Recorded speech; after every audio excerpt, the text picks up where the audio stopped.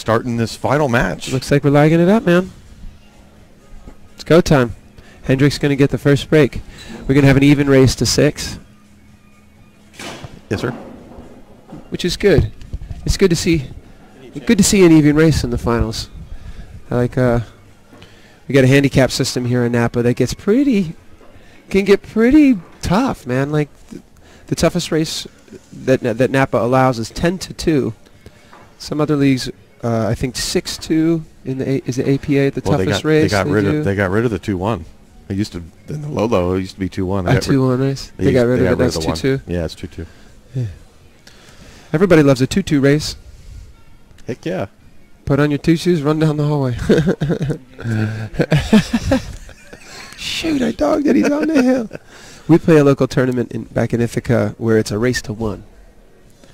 I was playing a guy in the final, and he says, it's no fun unless it's a race to 1 when it was a Well, let's introduce the match. We got Hendrick Dross, Ithaca Napa, skill level 111 versus Dylan Lippin-Tappenlop from Columbus, Ohio, skill level 108. We're here at the finals of the A Master Grandmaster class. 2017, Zach. 2017, brother. Race to 6. Hendrick with the honors. First break. Makes a ball. Some traffic to look at here. He's got something to look at here, man. This is the match. The match. This is the match. We got a bunch. Lot of side action here. Bunch of people from Columbus. So where are your guys? You need to have them sign in. We got some guys. We got some guys on the chat here. Who do you got? Aaron Berg. Is he from Adam Arthur's? Afro. Bob Diebel. Afro. Yep. Bob Diebel's from Columbus. Afro's Ithaca guy. We're a little town, man. Tom Halton's an Ithaca guy. Okay. I got to let you know, as a traveling musician, that we are a D market. We're a small town. Right. You're not trying to target our town, you know. If we got a little love on this chat, man, that's a lot of representation for a little town. Well, almost 70 people watching from out We're there. A little college town up in the center of New York, yeah. I see my dudes from Columbus. Matthew McConaughey, Mike Randall. The Matthew McConaughey? No, not that Matt McConaughey. That's what we need more. We need more celebrities involved in the game. Like in poker, they get the poker stars. That's a tough role right there. That's a really tough role because he played a nice breakout. Oh, we got Rackham Joe live stream up in the house. Rackham Joe, he's got his own channel, guys. RackhamJoeLivestream.com on the network. Check him out. His library is full of matches for $10 a month.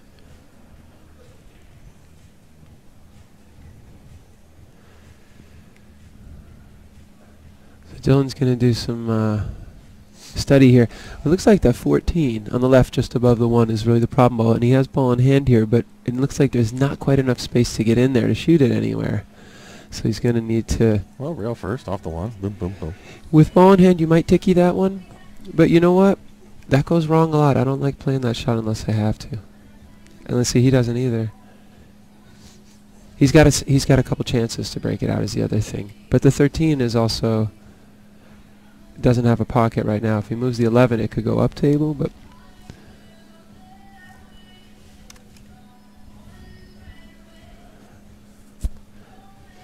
this is one of those situations in 8-ball where it's tempting to run out, but you better solve the problem before you start.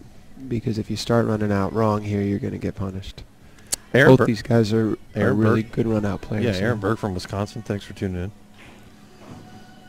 Yeah. Wow, he got a little... oh, what a nice shot. Well, he got a little skid, though. The cue ball actually hopped in the air.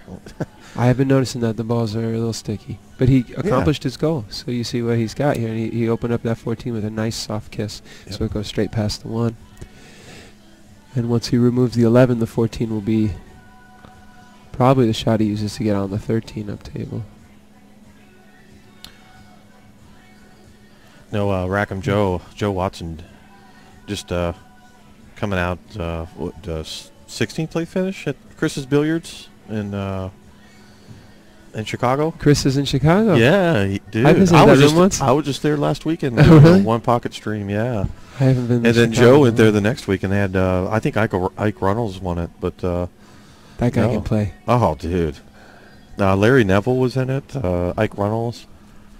a couple other players. So no, Chris's Billiards, man. Obviously the spot where they filmed The Color of Money. You know, Martin Scorsese. You know, Tom Cruise, Paul Newman. Wow, what a room. It's like 48 tables in that room upstairs. It's like crazy, man. Yeah. Love it. Love it. Top 5 rooms in the country. Dylan. So you're rooting for Hendrick. I'm rooting for Dylan. This is perfect commentary right here. We might get there might be some blows in the booth, man. It looks like Dylan is setting up to actually move that 13 right now and play shape on the 14 at the same time. That's tough. That's what I said. I kind of like Safe Driver Award. Got through there. I kind of like using the 14 to get on the 13, back up to one of the top pockets. But now it's really tough to get in that zone. He's going to have to just do some back and forth across the table, probably.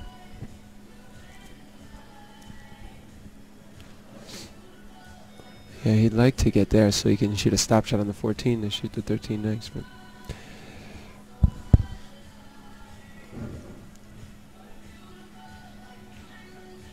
I think that I think the best play here is to try to get between the 3 and the 8 with the cue ball. Yeah, for an angle on the 14, and go back and forth for the 13. But he's trying to get in that little zone. See if he gets it. I think he hit it pretty well. Perfect. It looks like it'll do. Even if he stops it here, he's got the 13 this way. Right. That's a great shot. A really good speed shot right there.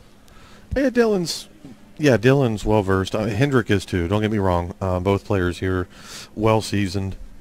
Nate, I think you're better than your buddy. I'm better than my buddy. As far as in the mind. Than Hendrick. You're better in the mind than Hendrick is, I think. I don't know about that. No? You think Hendrick's better than you in the mind? Because you got it down. You have the commentary down pat. Well, maybe when it comes to commentary. Can you execute?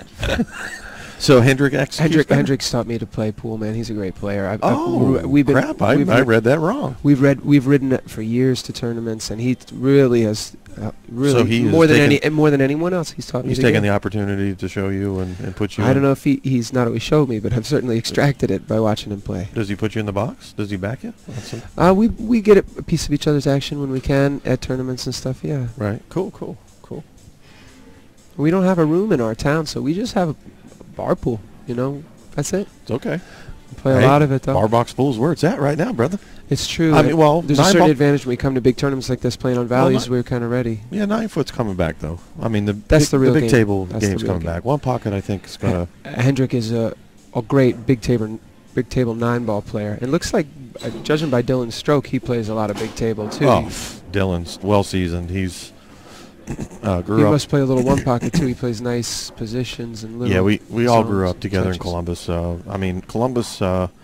We back in the '90s, we had obviously the big push after The Color of Money, and we fortunately had D. Adkins from. Yes, we had a 24-hour pool room back home, corn-fed Reds, and we had. The famous player. Not corn-fed. No, not corn-fed Red. Not the player. Okay. But we had a slew. We had Hunter Lombardo. We had Alex Pagalayan. We had Corey Deuel, Chris Bartram, D. Atkins. So we had those caliber players that were in our scope in Columbus. So no, Columbus. I mean, even though it's down now, it's kind of down because the 24-hour rooms hasn't been there for many years. Yeah. It still has produced the generation. You know, Dylan's younger than me. I'm 40. Yeah. But generationally, I mean, Columbus, on the map, especially with Chris Bartram. I remember previous years at this tournament that Ohio took all the money home. Yeah, yeah. Well, and we had some really good players from the outskirts. You know, we got Ollinger from Dayton. We got Danny Smith and Shane Winters from Toledo. Those guys are. Yeah, they're just phenomenal players. So Shane's been playing incredible. Oh man, I mean, no, Ohio's a great breeding ground for pool, and you know it's good to see New York here and Ohio going at it. Hendrick. So obviously the time has been put in, and we get to see the result of the time that these players have contributed to the game.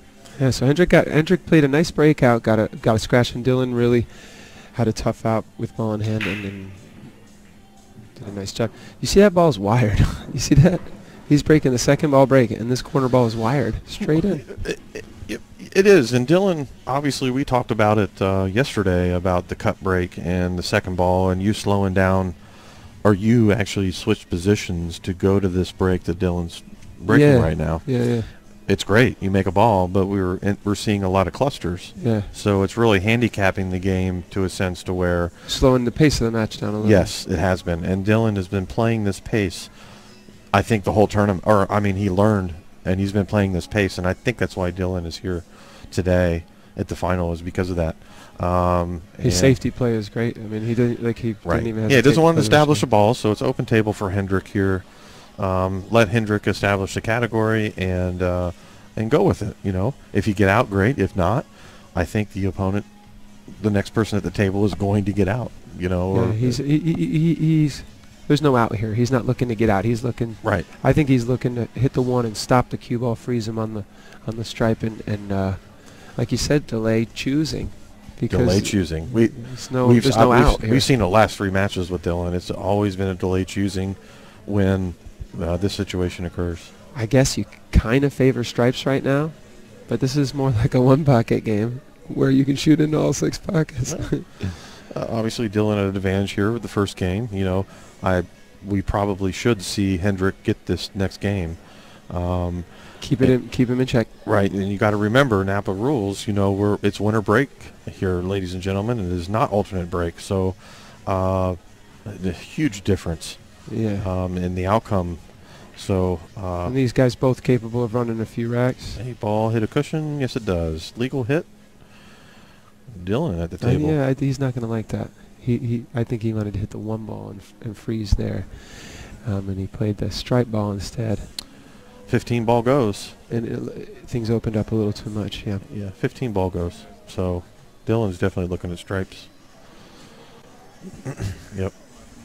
Even though it's the least amount of balls, or the more amount of balls on the table. Yeah, that's something to know for amateur players. A lot of times, whichever set has more balls on the table, that's often the right choice because there are more options, and the more tools you have as a player, that gives you more outs. When you make a mistake, yeah. Even after any break, if you make 3 of one set on the break, unless it just happens to be the rest of them are sitting in front of the pockets, usually the other set I've found is easier to run out on the average.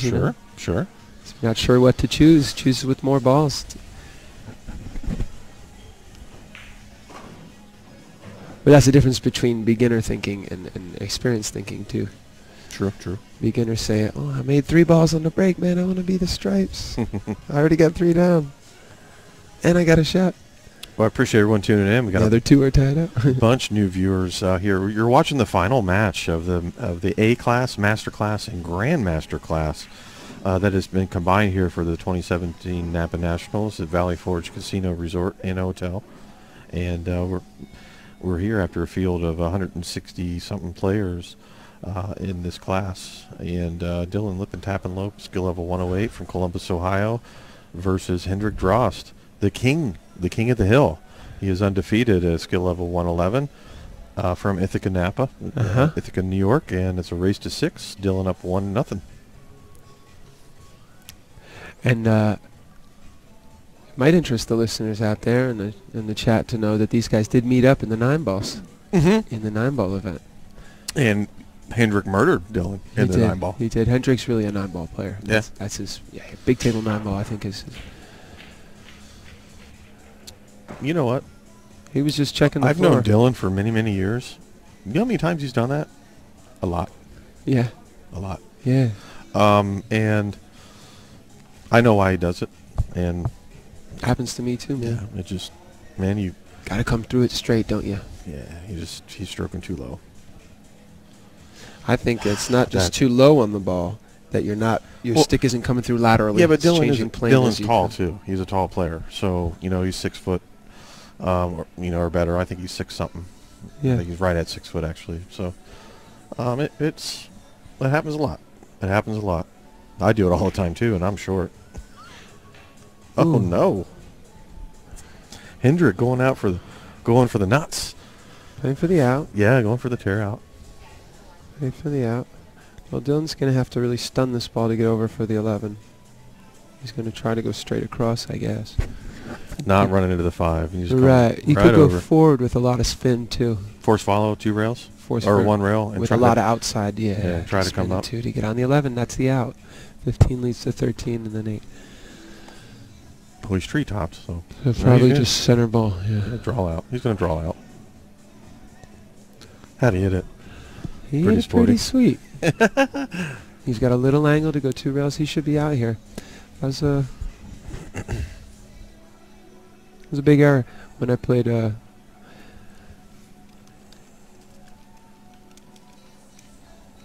Hendrick yesterday. I missed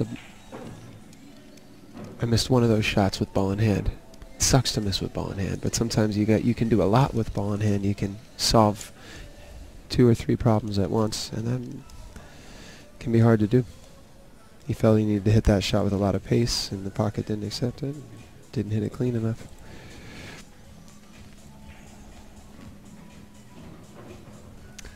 Nice bit of inside.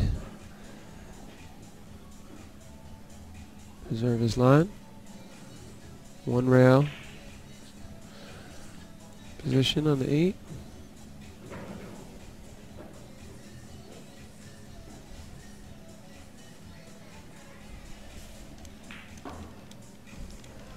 All right. And Dylan's up 2-0.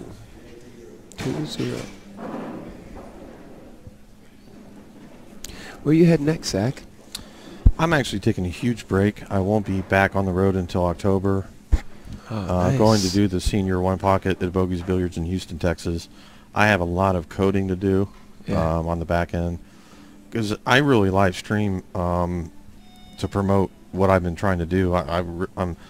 I'm really not the best live streamer out there because I don't take into account some lighting and situations. You know, I don't have a bunch of cameras, so my budget is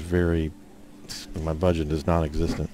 But I help others live stream because the what's coming about now is everybody wants to put billiards in the forefront and using the well, the internet is a wonderful way to people to get the access to so many matches and so much knowledge about the game, and those secrets used to come at a really high price. But it shouldn't be 100% for free. And don't get me wrong, right? Yeah. YouTube and all of those other free services do a great job for our sport. And they collect a lot of money on their own, and don't they? Yes. Unfortunately, that money does not always seem to make it back to the player, and you know that's a problem. You know. And you know, ASCAP, BMI, and CSAC, they've been taking care of the publishers and songwriters.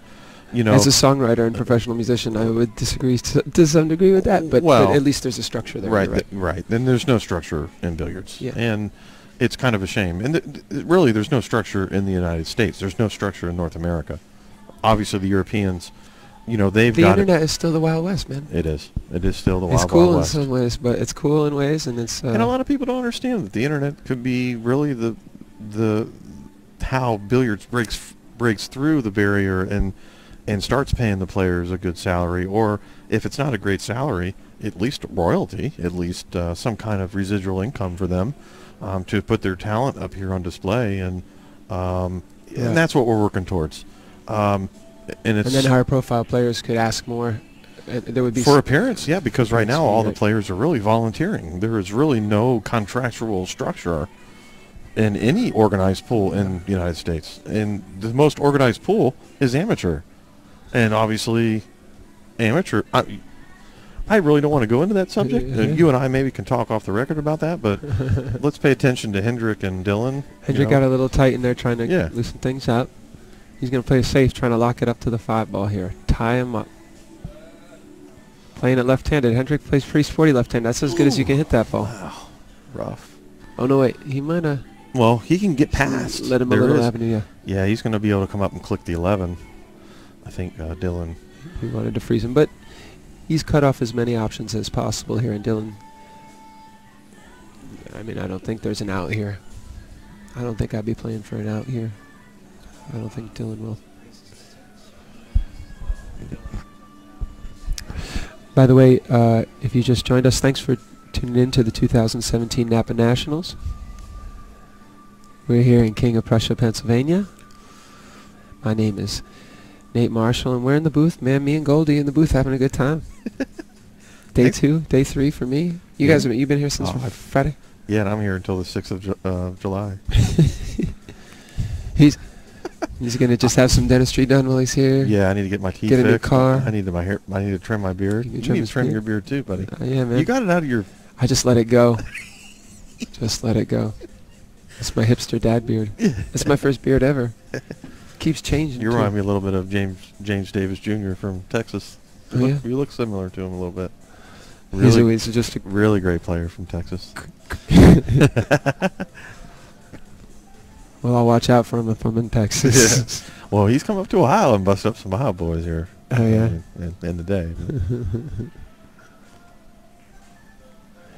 And look at this.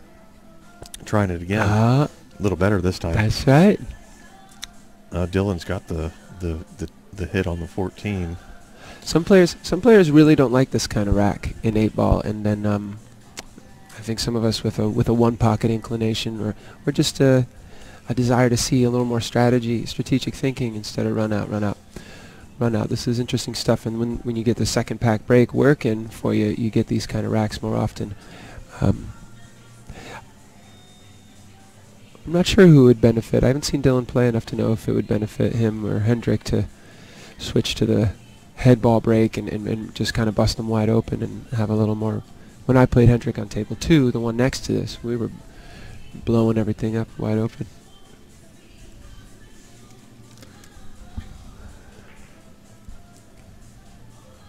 Hendrick has some neat trick shot videos on YouTube we were watching up in the room yesterday. You know how we can see those, Teo? You might have to just Google Hendrick Drost trick shots. But he had a Jeff Bradshaw Billiards up in New York, set up a great table mechanic, great player, great guy, and he set up a custom table for Hendrick, a 10-foot billiard table, 5x10, and they cored out the corners and put in pockets, really tight pockets, and then it did the diamond style rails, and then the table got broken.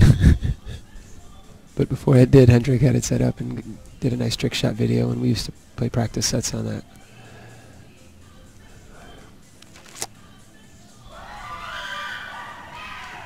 Uh-oh, somebody won over there. All right. I think the kid won the second chance tournament. Oh, yeah. Yeah. So they ran a second chance 8-ball tournament here, kind of thrown together yesterday, last minute, for anyone who got knocked out in day 1 of this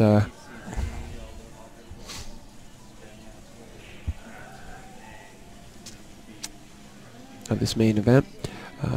We're watching the finals of the main event here at the... Almost trying to tuck it in behind there. Oh, pay that man $5. He's got the cue ball on the spot. That's how we play in back home. Oh, really? Yeah, anytime you get the cue ball on the spot, it's $5 automatic. Everybody's got to pay. Yeah? Anybody watching, it's say 5, 10, 15, 20. Really? Oh, yeah. Jesus, I'd be like just lagging object balls right next to the spot so I could get the cue right there on my next try. It's a joke, but...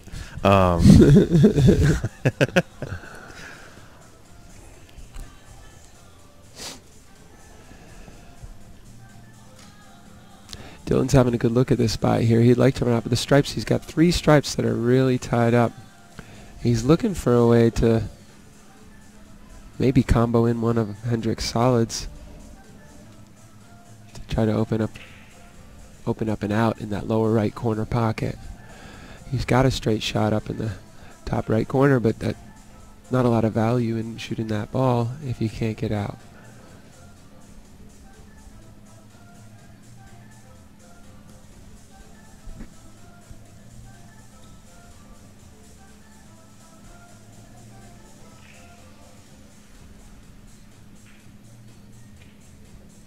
And he's decided to shoot it, so... Oh, I see. He's maybe looking at a two-way shot here, a safety and clearing that 5 ball out of the way, locking him up behind the 13 and the 12. That's a really nice play, 13 and the 10. Maybe trying to open the way up.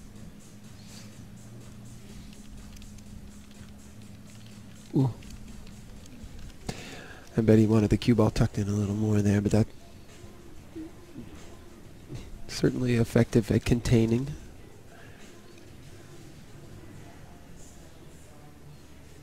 We got a little battle going on here. This is a safety battle.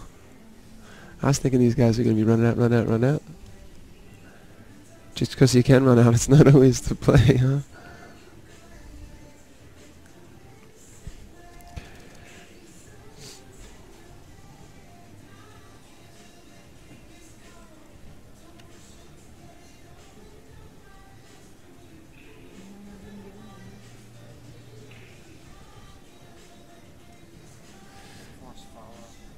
It looks like he's playing safe. I think he's playing safe here. But, yeah, so even if Hendrick could make the 5 there, really, it's about value. Does he think he can get out from there? And there's no reason to make balls if you don't have an out. These guys can make, you know, they're going to run out. When it's open, they're supposed to run out. But if it's not open, they don't want to take unreasonable chances. And it can be tempting. You know, sometimes the out seems like it's there. You keep reaching for it, you chase it. But if you don't get it, you're going to give up the game. So let's see, Hendrick here is got to look at the 6 ball. Okay.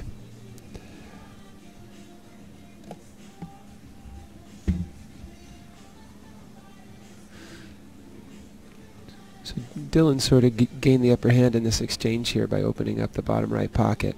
It looks like the 12 ball next to the 13 does pass.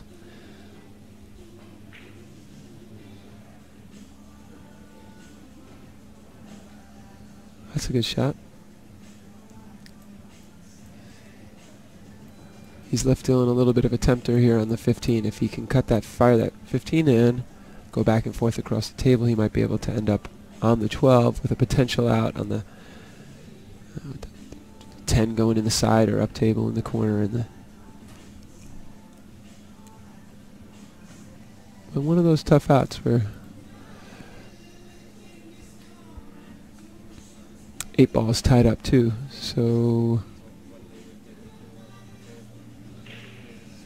8 ball's tied up. So yeah, I don't know if there's a ton of value in this 15, but I think he might feel like he needs to shoot it because there's not a great safe option from here.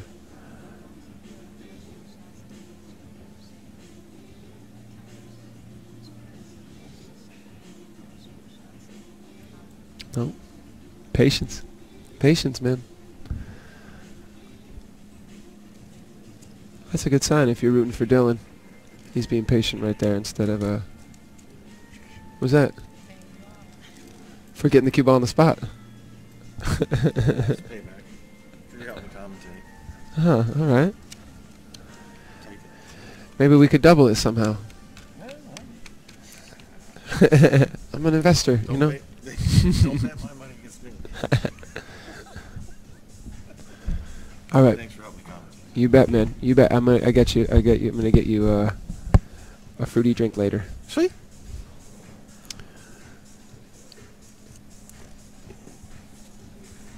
Let me pull up that chat. We'll see what's going on in the chat.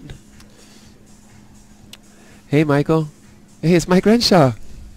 Mike Renshaw. Mike Renshaw is a great player. He thrilled me last time I played him up in New York, man. He's a tournament organizer and referee at the big Turning Stone Classic. Oh yeah. Sweet, yes. Mike's That's great. awesome. Yeah. Thanks, Michael Renshaw, for tuning in. Saying hi. Heck yeah, man.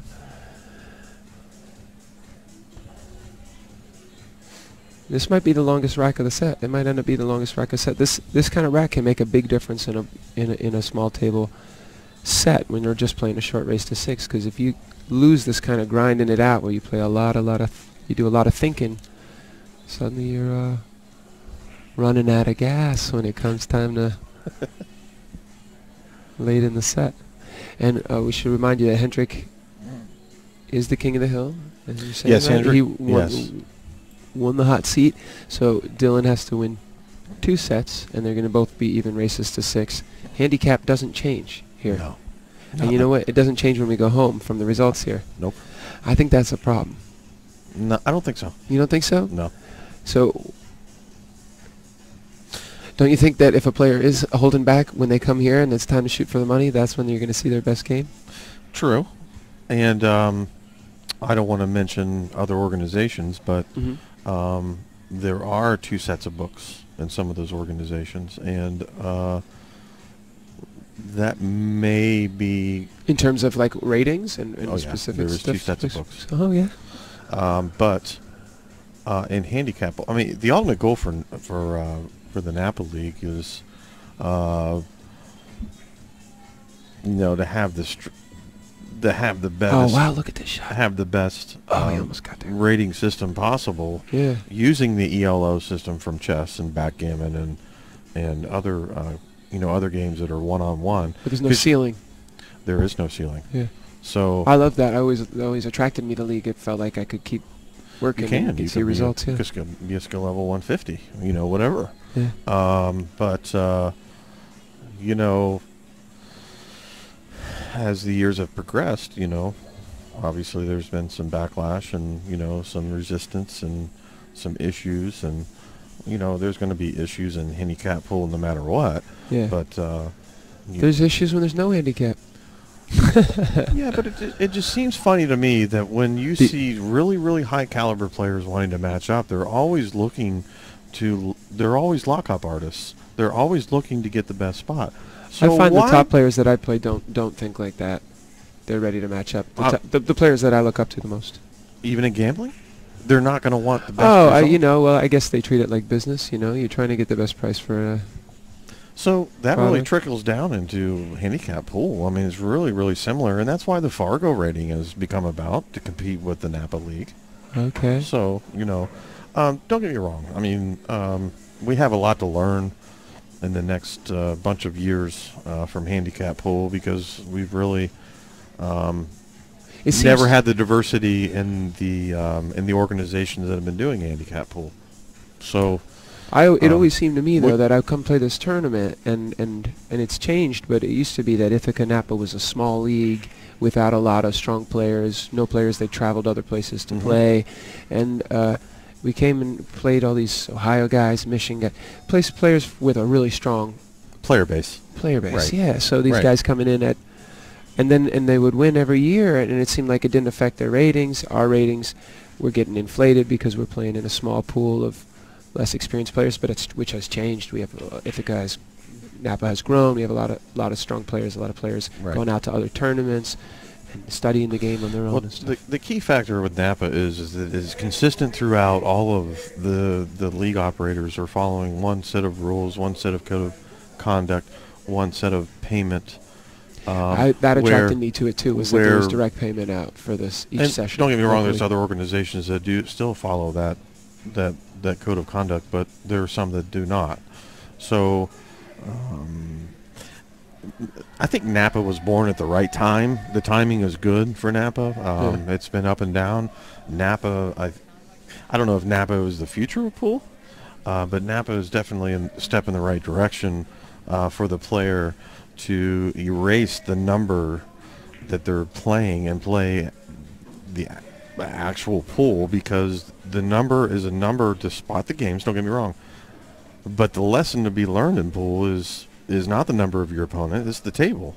So as we see with Dylan coming through this huge field of lower skill level players. His first match was 9 a.m. this morning, by the way. It's 11 p.m. tonight. Right. And he's played every hour and a half 8-4, 8-4, 7-4, 7-3, and he has battled through all of those low skill level players that may be low, but Dylan's still here because he erased those numbers in his mind. Right. He is playing the table. He is playing Dylan Lip and Tappenlot pool. He's not playing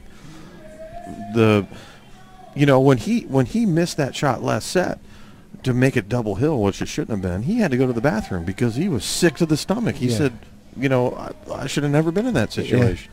But that shows a lot of experience too, to know that that's when you need to do that, to recollect himself. And even though he did slip in the final rack too. He's got to go revisit Pool Hall Junkies in the bathroom. The Lion. He had to find Christopher Welcome. Yeah. Right. But no, Dylan, well-seasoned player. He's my favorite from my hometown. Always giving Dylan. He's trying to open up that 8 right here, and he couldn't get to it. Always giving Dylan the benefit of the doubt. I love Dylan. The junior champion, the VNEA. Brought up well within the structure in Ohio as far as league's concerned, and from amateur or from junior to amateur status, and Dylan's still flirting in amateur. I mean, Alex Ollinger and a couple of other of his peers have, embraced to cross the line from amateur to professional pool, like Alex Ollinger and a couple others. I believe Sky Woodward was a league. Oh, absolutely. Sky, Justin Bergman, all of them. Yeah. They were all junior, so they've crossed the line. Dylan is just on the cusp. I think Dylan's fear is stepping out into the professional world, that the money's not there. He can't get enough endorsements. But, maybe this broadcast will help him get endorsements and take it to the next level. Yeah. And the thing is, in NAPA League, he'll always be welcome to play in NAPA because NAPA does not discriminate against professional. Any professional player can play in this league. Yeah, and they're going to have really high ratings. We don't discriminate. NAPA does not discriminate. Why? I mean, okay, well. So Dylan's been chasing this out here, and he hasn't been able to open the 8 yet, but he's got a good line here on the 12 ball where he's got to really stroke this with a nice follow stroke and bend that cue ball, have it come to the rail and bend forward. And he would like to hit, seems like he would like to hit real square right in between the 2 and the 5 to push the 8 out, give himself the best chance to have a shot on the 8. This is a big shot in the set to take a lead 3-0 here. Oh, and it just went in. He hit it a little fat. Yeah, he hit it a little fat. A little jumpy on that stroke. If he stayed down and followed through, I think he was coming into that and open up the 8. So here he's going to have to contain, and Hendrick has a real good chance to get on the board from this spot. Get out of there. Hendrick has a real good chance to get on the board now. Yeah. I hate those scratches in the side. They happen a lot on Valley tables, it seems like. Thanks for everyone tuning in to the 2017 NAPA Nationals. We're here live from Valley Forge Casino Resort and Hotel here, King of Prussia, Pennsylvania, and we're here in the A-Class, Master Class, and Grandmaster Class, the finals. I want to shout out Gary Chin, my buddy Gary Chin. Shut up. Dylan Lippin-Tappenlope and Hendrick Dross. Hendrick Dross at the table with ball in hand. He's down 2-0. He's taken a couple blows. Nate messing up my introduction. What's this guy? Sorry, man. There's a lot going on. All these screens, man. Oh, you know? I'm used to just. I'm not a tech natural guy. Me neither. I have no idea what I'm doing. Yeah, well, it's working. I think people are. Well, it's just 80 people, watching. Uh-oh.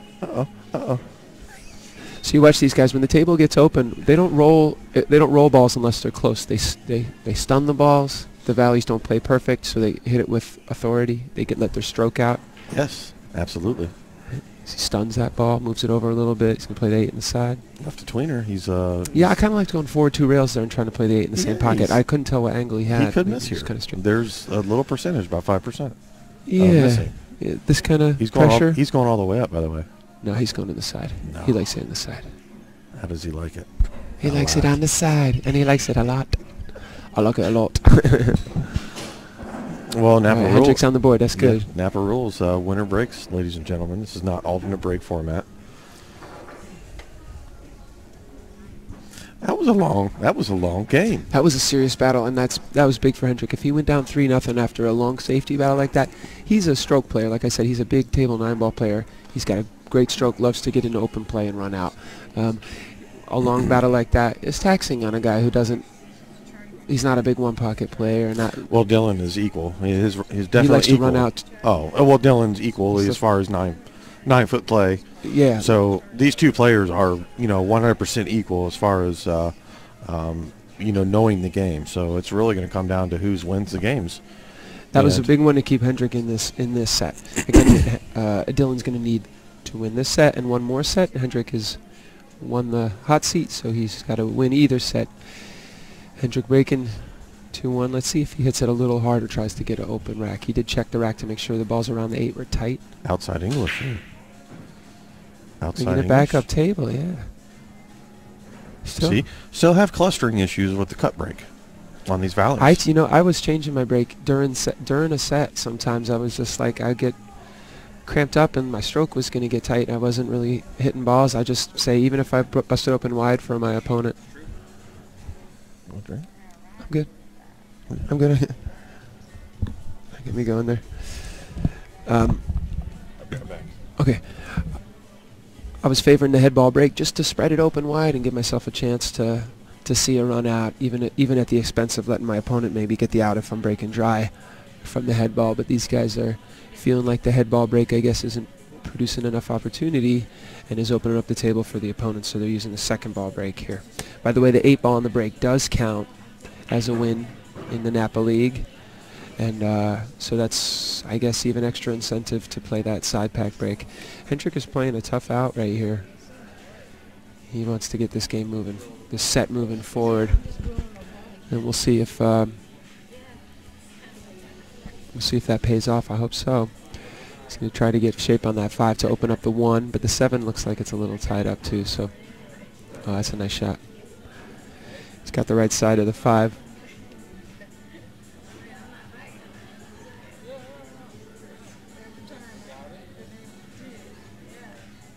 It would be really nice to develop the 1 and the 7 on this shot, but it looks to me the cue ball coming off the 11 and the 1 is going to skirt just past the 7, maybe leaving him the 3 in the corner and hopefully opening the 1 ball. Well, he got both. Look at that. We'll see.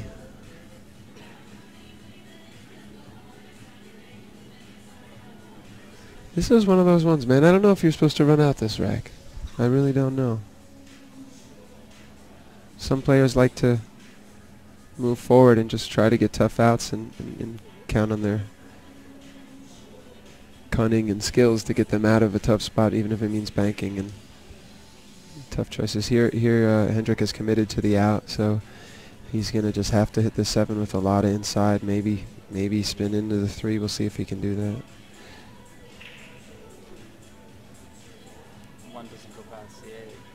He's looking to see if the 1 past the 8 there. Looks like on the screen that it doesn't.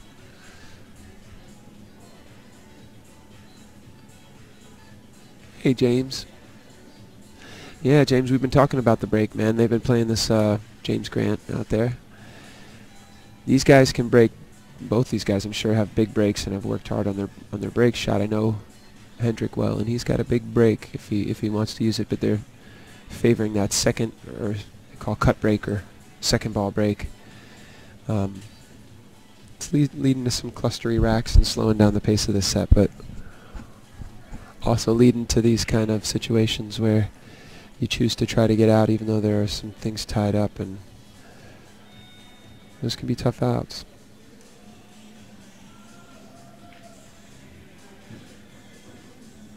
Right.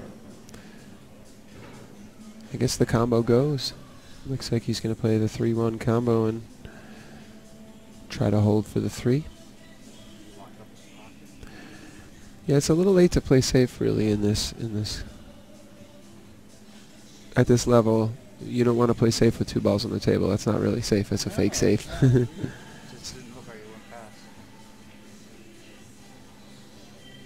But you might have to. That might be the best option for the spot he's ended up in.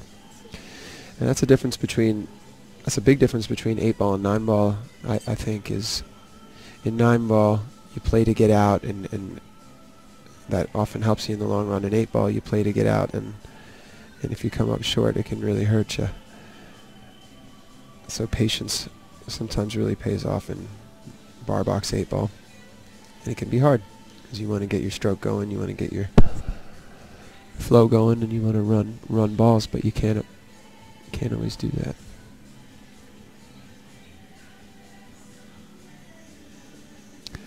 And Hendrick is opting for patience late in the run out. We'll see if that pays off. We got a couple balls tied up. He didn't lose his head and shoot for something really ridiculous. That's what I do in that spot. I figure it's too late. This guy's going to run out. I could tie something up. I'm going to shoot for the moon. Just moon it. And that's why I'm in the box. One reason. Thanks again for joining us out there. We're down in King of Prussia, Pennsylvania, just outside of Philadelphia for the 2017 NAPA National Championships. Hendrik Drost from Ithaca and Dylan Lipa. I haven't had to say it yet. Lipa from Columbus, Ohio. Matching up in the first set of a potential 2 sets. Dylan needs 2 sets, Hendrik needs 1. And Dylan's up 2-1 right now, and he's shooting the stripe balls. Looks like he's going to play a safe.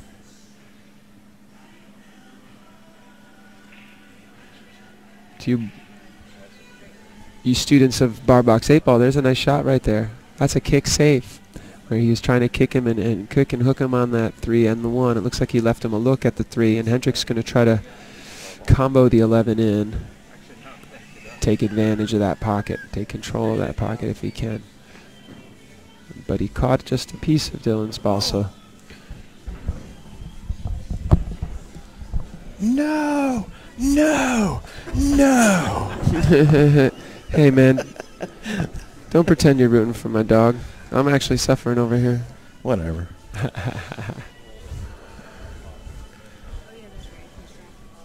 Cheers.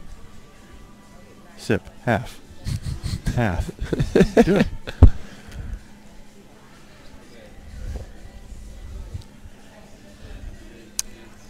Clear up the vocal cords there. Yeah. If you can hear me a little more clearly. It's because of Zach. Zach. You know what, Zach? I watch a ton of amateur and professional matches at home. Yeah, on learning YouTube? about the game. I know Yeah. I've heard your voice a lot, but I've never seen you. I think till Really? yesterday. Have you seen my voice? Oh, that's horrible. I've seen your voice, man. I know all about your speech patterns. Oh, thanks. Now you're psychoanalyzing me. That makes me scared. I'm not a psychoanalyst. Whatever. I'm a psycho. You're a musician. I am. I'm a musician. I'm a musician. I play a little pool. I love pool. A little pool? You're a 122, son. I'm a professional juggler, too. If you didn't know I that. figured. You were just a competitive little dude. I don't know. There's not a lot of competition in juggling, to be honest. I guess I'm an entertainer. But I always loved the aesthetics in sports. Absolutely. You know, a great catch, an exciting play in sports, and pool is kind of like all about that. Well, you're a juggler. You're a performer. Yeah. So you're looking for the performance. I love the performance aspects of pool, but I love the aesthetic, like just the beauty of the game and everything. Why aren't we protecting this? We're trying, man. It's still one of the most widely played games in the country, It's the most right? participated sport ever. Yeah. It's a great game. In the history of everything. Cards, basketball, base. There's a pool table at every bar in this country. It's true. Are you kidding me? Opportunity, baby. Zach, let's go on the road, man. Let's go. I'm listening. Let's go. I'm listening. Well, Hammerhead Hustle and he'll back us through. So at least a couple 100,000. that was a big mistake right there from Dylan. Really. Oh goodness. He really had the handle on that rack. Hendrik had a tough containment safe to play and failed and gave up ball in hand. And Dylan rolled a ball. And I know if you roll balls into these side pockets at those thin angles, you get burned, man. You can hit it good and it can roll out. These tables are valleys. They don't play perfect. You want to stroke them in with a certain amount of authority so they don't roll off. Absolutely. And that's big. So we're back to even. It's a race to 4. And we've seen some mistakes from both players. We've seen a lot of safety, which has slowed down the... And you know what? Maybe that safety rack led to that mistake. I know when I play a long safety battle rack, whether I win it or lose it, in the next... You just shot me out here, huh? Nate Marshall, Quit the blowing up. commentator, is Tompkins, New York. He's a 122. You've blown up my action. Come on. Take this down, bro. Oh, no. You can give me a lot more than this for that. Oh, no. We got to refresh the video. Come back. There we go. Busting you out, brother. You know how to play this game. I would like to know more. I do love... we play a lot of silly games. We play a game... I'm going to put a game out there to players. No, hold on. Still... Oh, well, we can't do that. That'll make everyone dizzy. Whoa. Back home when we get bored at our local look. pool room bar. Yeah.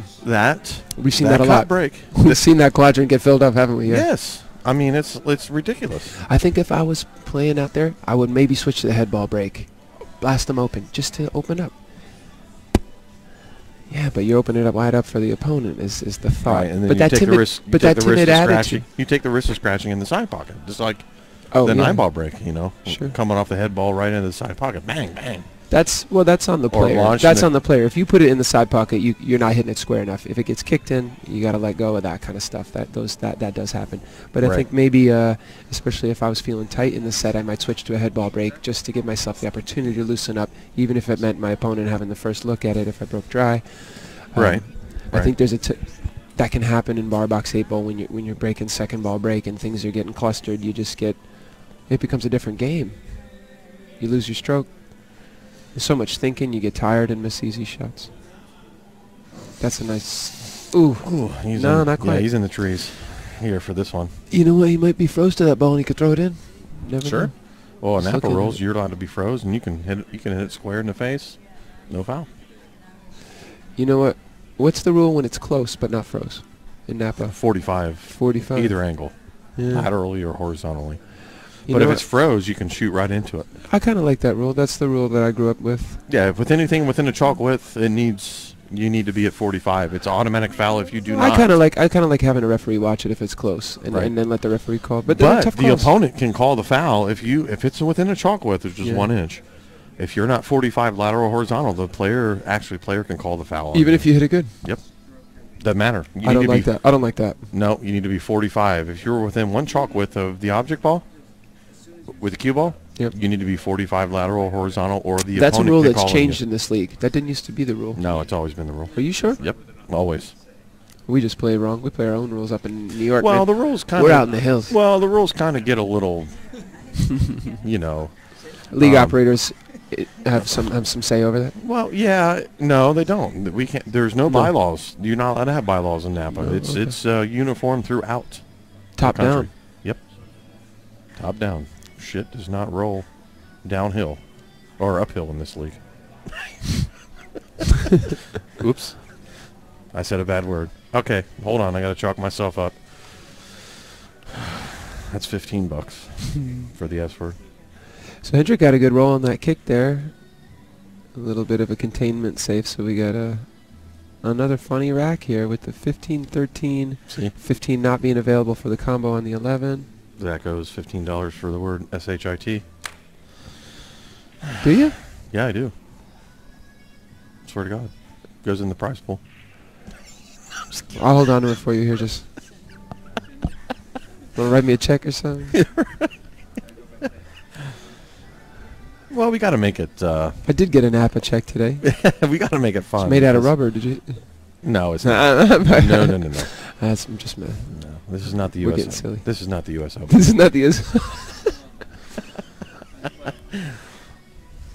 Uh-oh, someone says not the rule. Stan Turner. With the Uh-oh. 45-degree rule, huh? Oh, yeah, it is. Stan, will you clarify for us what the NAPA ruling is when you're close to a ball and you're not froze? 45. Is it? I think the 45 is set up to avoid conflict, but you know, I think in this sort of circumstances, we're in the finals of the top players in this league that have shown up to this tournament this year. We should have a referee watching the close hits and calling it, and a referee who's watched some of those YouTube videos that tell you how to judge. If you haven't watched them, you know Dr. Dave Billiards, Colorado State. Yes. Professor Dr. Dave? Absolutely. You should watch his videos on double hits. He's got some great ones that are really tough to call. No, he's got some slow-mo video that's just, It's Pool University stuff. If you want to know how balls interact really in slow motion and up close, and how to judge if something is a good hit or a bad hit, which I think is really important stuff to know, and I think high-level players should all know how to call that stuff. Let's see. Stan says, shooting frozen balls.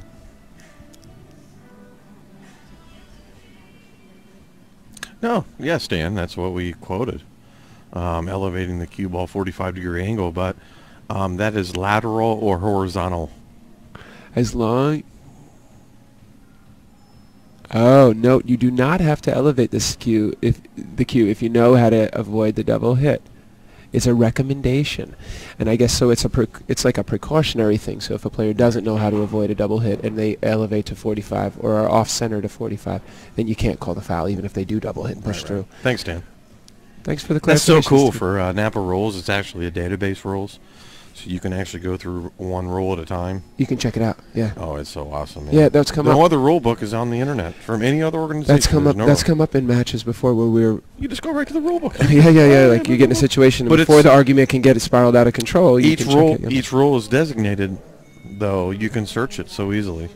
It's not like you're opening up a PDF and trying to search through a 100-page document. You can... No, NAPA. Yeah, NAPA's a great league too. If you want to keep track of your progress as a player, they keep all your stats online. They keep track of all your break-in runs, and they're public. Yeah, public. You don't have to log in. You don't need a passcode. You don't have to pay. It's public, brother. Yeah, public. And if you're looking for action, maybe it's not the league for you because it's going to blow up your spot if you play. If you play, you know. I met Jason Kirkwood, and I knew who he was. Yeah, the first time. Yeah, but you know what? I wanted to play him. Absolutely, why not? I got drilled. He's like a 140 something. I got drilled good, but that you know, in some ways, the higher your rating is, you know, the higher your rating is, the more. I mean, that's the players I want to play. I want to play those tough matches. Thanks, Stan. You're the man. Stan the man. Stan the man. Daryl, I know your ninja is. It's not because he's Asian. And Dylan has an Asian thing going back for him back at home. So funny. Oh, goodness.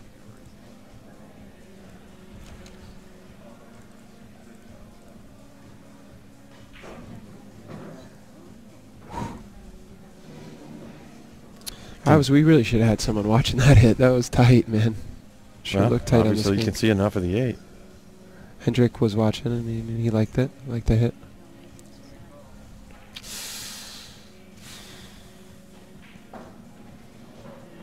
Wow.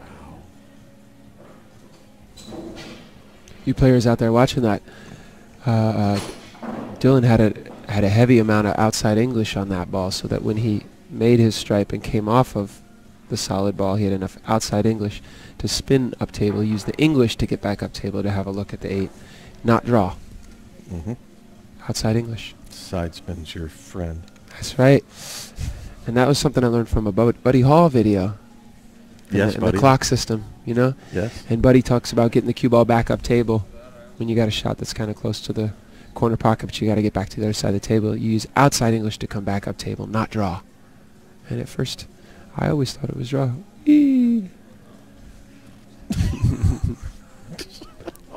Zach is having some fun here, man. All stripes at the bottom. Was it? Yeah. Hendrick racked it all 5 strikes at the bottom. All 5 solids at the bottom, which is... It's supposed to be random, isn't it? It's supposed to be illegal. He needs a stripe on the bottom corner. But... It's one of my dog's moves. Don't out his moves, man. Well, Dylan, he saw it, and he just cracked them. Yeah. So, and he made one of each on the break, I do believe. Should be 6 of each. He's looking at the solids. The solids have a lot better, a lot fewer problems. Stripes are really tied up, or have a lot of limitations. Take some time to study it. Gary Chen, you're absolutely right, and that's an advantage in NAPA. especially playing 8-ball, 9-ball, and 10-ball, is you can spread your skill level over all 3 games. Hey, guess what? If you want to do that, that's great. And that's an opportunity for you. It's true. It's true. The Laggers Choice format in this, there's a Laggers Choice tournament tomorrow here, and the format is if you win the lag, you choose to play a set of 8, 9, or 10 ball, Right. and the races are different. You have a different handicap, so you gotta win the lag, baby.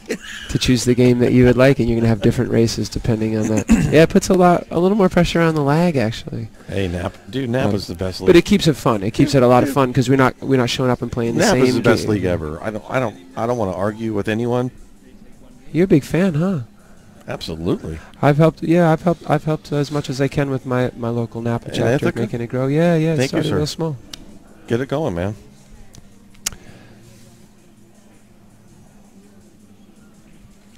So Dylan again opts for patience, man. Does he play one pocket?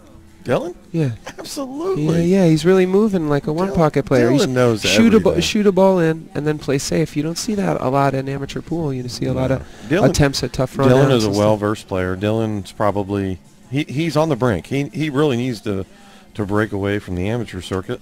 Start playing. Yeah, he's just scared. The money isn't good to go on the road, and he's got a job. He's a day guy. Yeah. So it's tough. Dylan and I've talked about it, and it's just the step over. I mean, you have to be the best you can be. Alex was in the same position. He rolled the amateur circuit until he could do no more. Right. Yeah. And Alex Ollinger is where he is today, and Alex is a great player. He's a great ambassador to the sport. He's always positive on Facebook. He's always, promoting. No matter what tournament he goes to, even if the tournament's not the greatest tournament, he's still looking at the positive things and still posting positive things about a tournament. So you're going to see Alex Ollinger in Shreveport, Louisiana next weekend. Or next weekend. What's that? The Side Pocket Open in Shreveport, Louisiana. Side Pocket Billiards. Uh-huh. So that'll be on Pool Action TV if you want to, take a look at that. But Alex, hey man, great player. I had a great time man. hanging out with Alex He's so in cool, Atlanta. man. We played this What a cool tournament. dude. We hung out in Atlanta. I've seen him at a few events, and wow, what a player! He's really strong. Not only a player, just off, even out of the player realm, he's just a cool dude, man. I mean, the boys from Cincinnati, they used to dominate the NAPA Nationals, and man, not so much anymore, but we got DJ Holloway too. He's actually a teammate of Dylan back in the junior days. DJ hasn't really come out, as I don't know where he's been hiding. We also have Andy Fout, another player. There's some players running on the radar that are equal or better than Dylan. There's some players out there. So sweet stuff.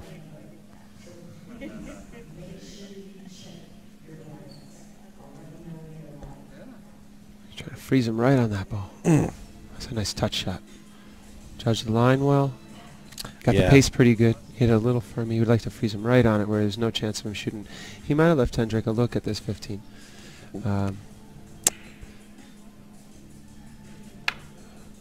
We're 3-2 in a race to 6 here. Dylan is leading. It's been a slow set. A lot of safety play from two high-ranked players that really, know how to run out. Probably going to see a double dip. What you're Grizzly? You're gonna put one on the top and one on the bottom? No. Is that the double dip? And Hendrick was jacked up. He didn't get that 15 in the rail. It's a good move.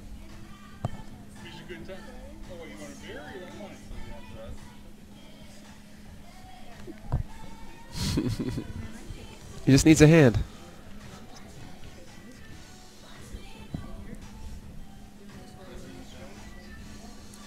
Three, 2. Race to 6. First set.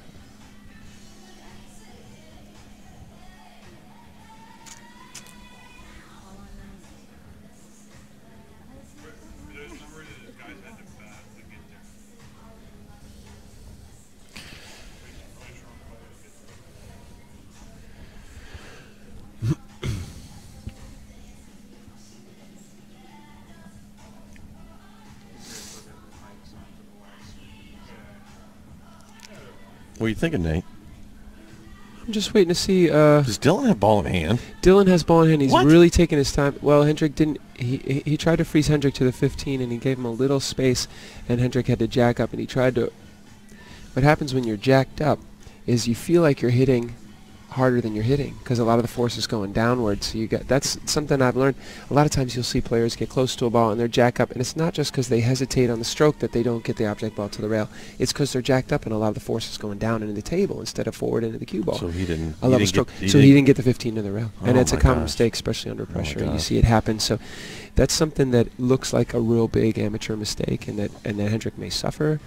Yeah, it's going to be 4-2. You know, he might. He might take it personal, but it's a mistake you see a lot, even with pretty experienced players. So, but it's still a mistake that's probably going to cost him this rack. And Dylan was thinking about, with his ball in hand, whether to shoot that 4 up table first, because the 7 is a little in the way of it.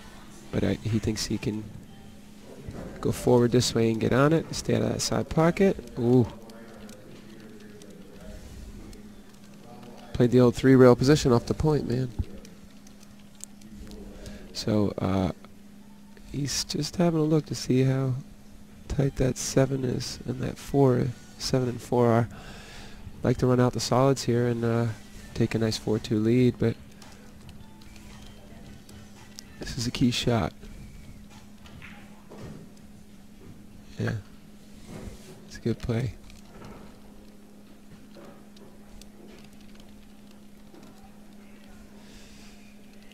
This spot takes some negotiation too. I think that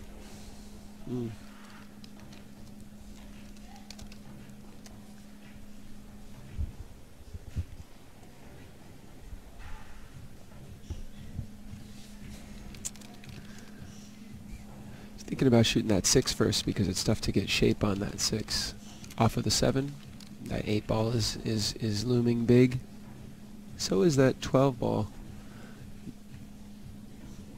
On the lower right half of your table for the 2-rail shape coming off of the 7 with the cue ball 2 rails around. He'd like to do that and play 6, 4, 8. That would be the simplest pattern, but he's putting all his eggs in one basket if he shoots that 7 right now, and he's got to achieve the right line, 2-rail line here, and be somewhere near the spot, after 2 rails here, to be on the 6.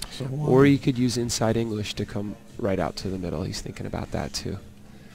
Using inside and going 1 rail to get here, or 2 rails. But the 10 or this. Well, he's gearing up a lot. Yeah, that's where he'd like. Cue ball's going to be about right here. But you see what happens with the inside. What happened to the speed? Oh, it's slow way down. Kill the speed. So. But I think he's got a perfect line on the 6 ball. If he did, that was a great shot. I think he had that fucking perfect. That's a great shot. That's a tough shot. I'm sorry, to really stinking perfect. That's the way he wanted to play it. Oh my gosh. That's a good shot.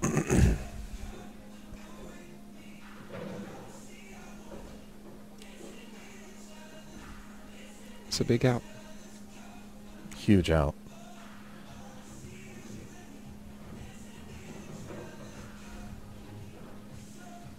I think Dylan hit that. Wow, that inside English, he hit that pretty sporty, brother. You got to hit it real hard, too, because it kills so much of the speed. Yeah, I know. It's a good shot. Good shot, small zone. Nice out. So we got 4-2 score line in a race to 6. Dylan is leading. He's breaking. He needs 2 to take it to a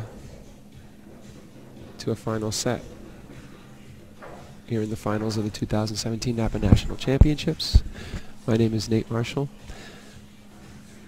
representing Ithaca Napa. Oh, let's here go with Goldie, having a good old time. Let's go to Nate Marshall right here.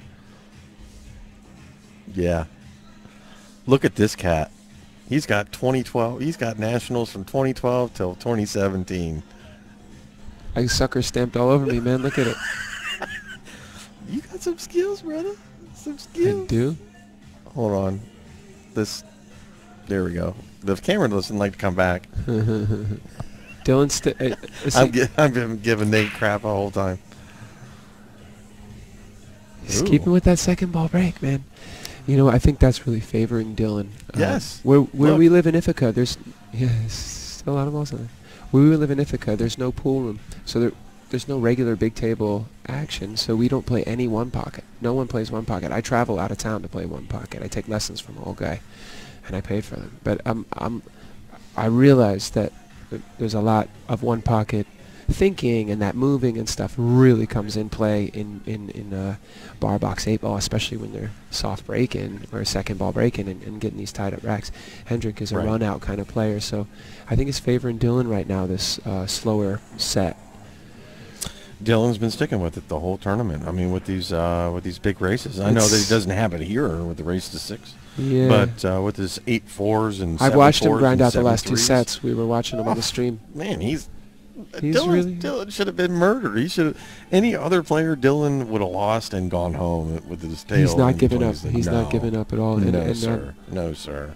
And that can happen. I played a tournament where I lost my first match recently, and you just start getting into gear in the loser side. You got nothing to lose, it feels like. So every set is just gets easier and easier, and we'll see if that'll carry him through. I don't know, Hendrick. Second set. Hendrick's got a little roll here. He's probably going to fire the 14 up and rub it. It's tight past the 1, yeah. He's going to have to rub into the 8-ball, though. No, I think he's going to go the other way, top left. He shouldn't. He doesn't need to.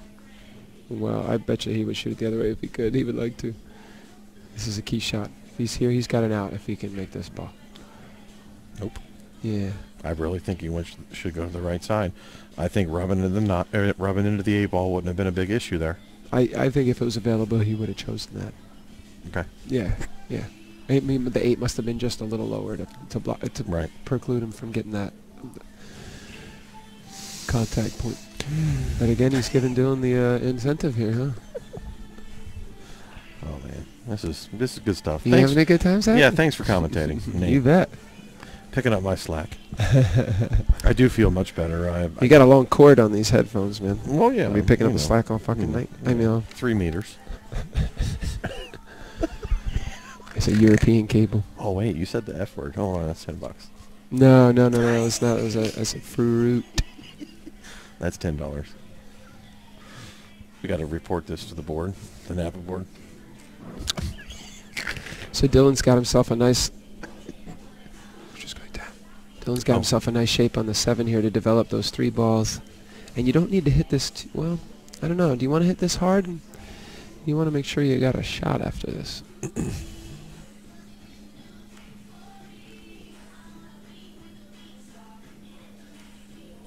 I think it would be really ideal to come off this 1 rail and hit half ball on the 2. See if half ball on the 2, so you have shape on the 6 and insurance on the 3. That was a great shot. And now it's about getting to the 1 ball. Man, Dylan's playing some good pool. That was a great shot right there. Dylan's sporty, isn't he? It's gonna be. This is a good final.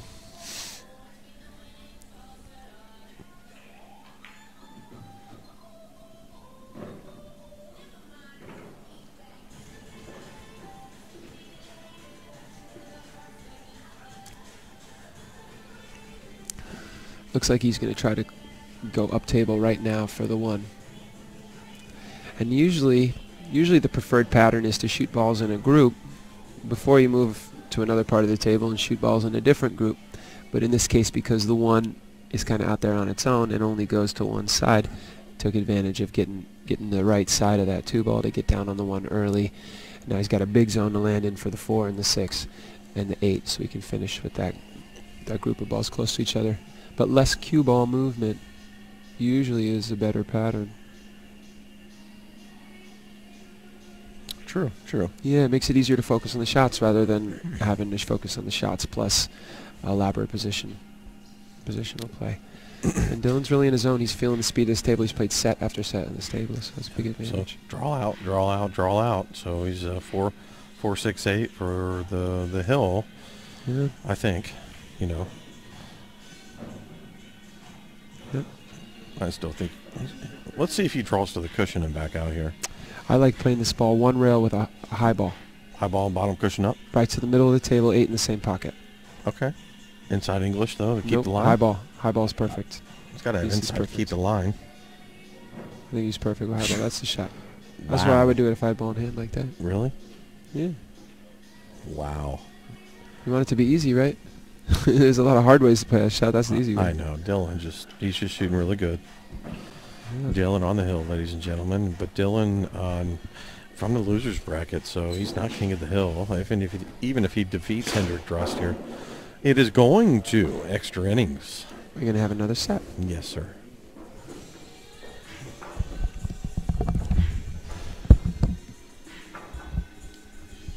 We'll bring the comments back up and see if we got any any fellas to shout out. Scott Stevens. Yes, Scott. Double dip, baby.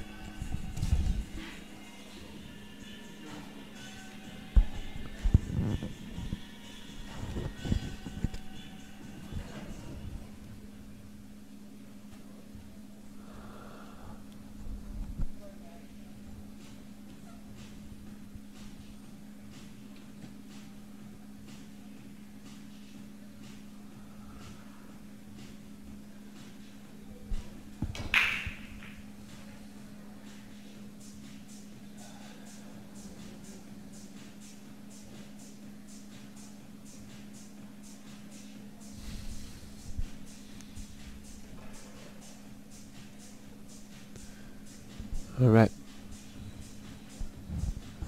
Thanks for hanging with us tonight here. Hope you're having a good time out there. Midweek, we're bringing you the 2017 NAPA National Championships 8-ball finals. This is the Master, Grandmaster, and A bracket division. So the top players in this league, we have in the final here Hendrik Drost from Ithaca, New York, and Dylan Tapenlop from Columbus. My name is Nate. We have Goldie in the booth here. Just excuse himself for a minute to freshen up. And Hendrik's at the table, shooting a strike ball up table. This is that ball. Well, we got some issues in this rack. It's not a... Maybe there's an out here. Let's see how he plays it, but Dylan's up 5-2. Putting the viewers to sleep there, buddy. Putting myself to sleep here, man.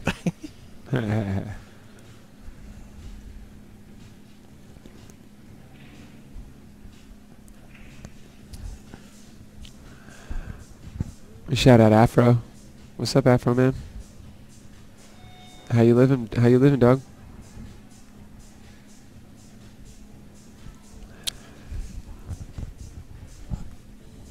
You're welcome, Tom. Bringing you the stream, man. Thanks for putting your feet in the water. Nice. I went swimming in the Delaware River the other night, man. Did you? Friday night, yeah. Sweet. Saturday. 64 degrees. I played a show in New Jersey, and I played some music in New Jersey on my way down here to the tournament. Are you going to see the fireworks in Jersey? When's that? Oh, July 4th. It's coming. I'm going to be back up in Ithaca July 4th. I'm heading down to Fairfax and Vienna, Virginia for this weekend after the tournament for some performances, and then heading back home. And yeah, we need to be in touch, brother. Yeah, I'm on the road a lot around the Northeast. Yeah, let's look up. Stay in touch with you, mate. Yeah, absolutely. I play pool whenever I can if I got days off and or time off on the road. And recently was at Eagle Billiards, fine place in Scranton, outside Scranton, PA. Real nice room. I want to go to Drexel Line. Drexel Line in Philly, man. Yeah. We might get there tomorrow night. We'll see how the event goes here, and if me and the guys are in, I think we probably will still be hanging here, but we might go into Philly tomorrow night. Check out Drexel Line Billiards. I've heard a lot about it. I've never visited that room.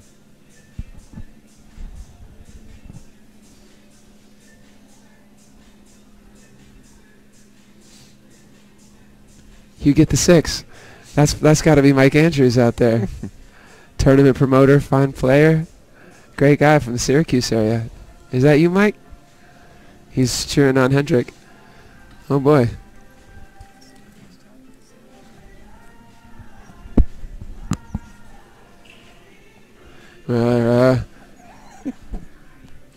And we got the chat going here. Can you bring up the chat real quick? I just need to get confirmation that you get the 6 is in fact Mike Andrews. And that would be, you got to know Mike to know that. Mike has a cool tattoo. And he's rooting for Hendrick, but I got to believe that's Mike Andrews from Syracuse, New York. We're down in King of Prussia, Pennsylvania. Having a fun time. You know, I usually don't have a fun time when I lose at pool. Actually, I usually do. I love being around the game. Hendrick is trying to find his stroke here. He really put a nice stroke on that one, but wasn't able to find shape on the 1. So he's going to have to change his pattern, and this is a really tough out. Hard to say if that 7 passes to the corner. 5 ball looks like it just goes up table. Really hard shape to get on. Let's see if he can maybe develop things here with a follow stroke on this 4. That 1 ball is tough. We got a lot of touchy spots to get in here. It looks like he's got a good angle on the 4 actually to come 1 rail into the 5 and the 7, possibly opening things up a little for the run out. The 5, like it is now, only goes up table. I guess he could roll that 4 in and play the 5 up table if the 7 passes to the corner past the 9. It's hard to tell on the screen here. But looking over at the table, it looks like the 7 does go. So there is a chance of getting out here, but it's not a... Yeah, the 7. 7 does pass to that corner, yeah. 7 does go here. Because the angle of the camera, you can't always tell those shots. Well, we're staring right down the barrel. Yeah. Surprised he's not shooting the 7 right now. No, he wants to develop the 5 or play shape, a touchy shape on the 5. That's what he's done. That's a nice shot. He's decided to play the finesse out instead of opening things up. Yeah, but he's behind the 5 now, so that changes. He could push this. He could push the 7 over. Now. I think he's going to go forward and miss the 7 altogether. He's probably going to go up high, maybe even down for the 1 now, but certainly have the 6 and the 7 as insurance. Not with the downstroke. Yep, he's going to rub the 7. He did. Nah, Hendrick's not shooting good. He's not shooting good. He's on the ropes a little bit here. I think he's feeling. He's gotten tight from all the safety battle, and I think that if I was in his spot, I might change the head ball break just to open things up and get myself loose, give myself a chance to change this game, because Dylan has clearly been more patient and selective about his outs, and yeah, you gotta appreciate that. That's a really big part of bar box 8 ball, is having that patience and intelligence to not run out until it's time. But both players have made a few mistakes here. It's been a grindy set, man. Tough set. Well, You still with us, Goldie? Yeah, I'm fading over there. Really? Come on. I'm okay. I had to go up to the casino to get another Put it beer. all on red? Yeah, in retrospect. I brought you down. I mean, I got over-poured up there. That's why I had to give you a little taste. But, wow. Now, Valley Forge Casino definitely taking care of us here at the NAPA Nationals. A good setting for us here. And, it is what it is. The player count about equal to last year.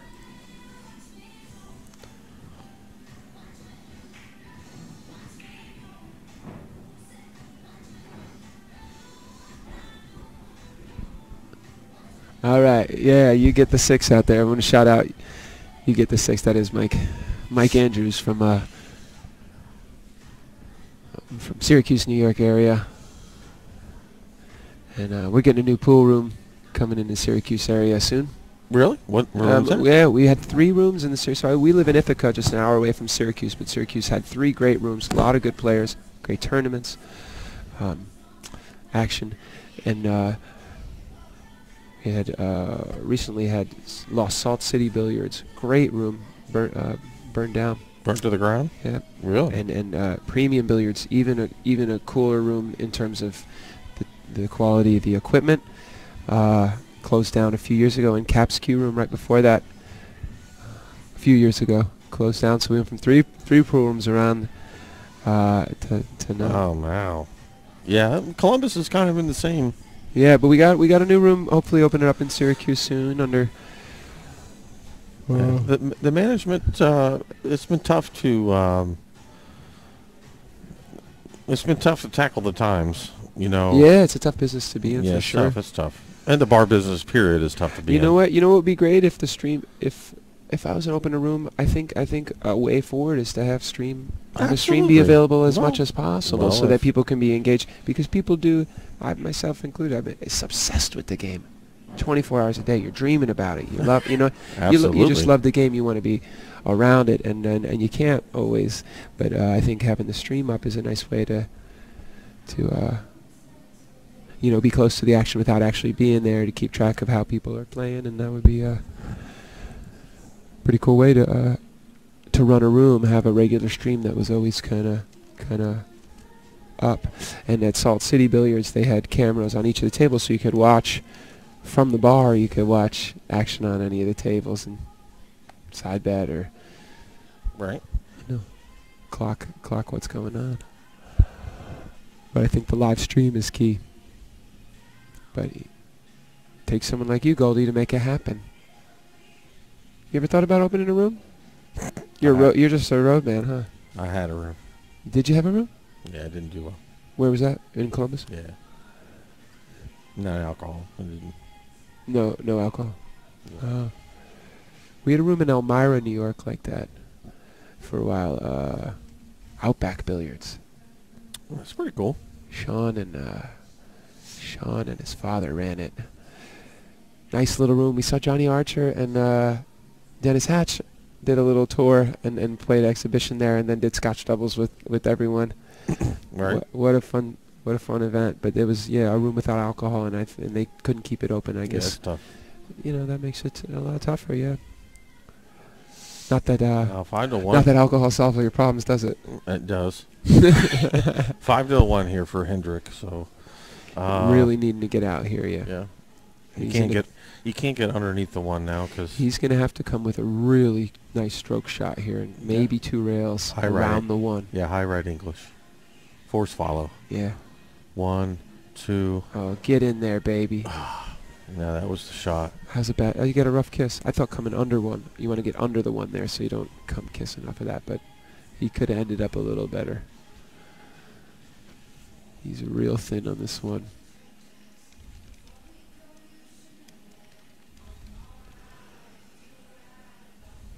He's certainly got opportunity to bank this one cross side, and looks like the 8 will not pass the 9, so he's got quite a bit to accomplish on this shot to end up with good shape on the 8 and pocket the 1.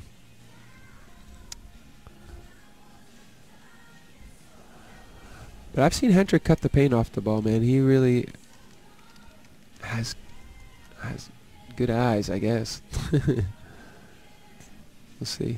Looks like this is too thin to cut, so he's going to play the cross side and maybe draw. No, he's going to go forward and find a shape on the 8. It's a big shot right here. Oh. Both points. Both points, and he did find shape on the 8 too, but looks like this set is going to be at the mercy of Dylan.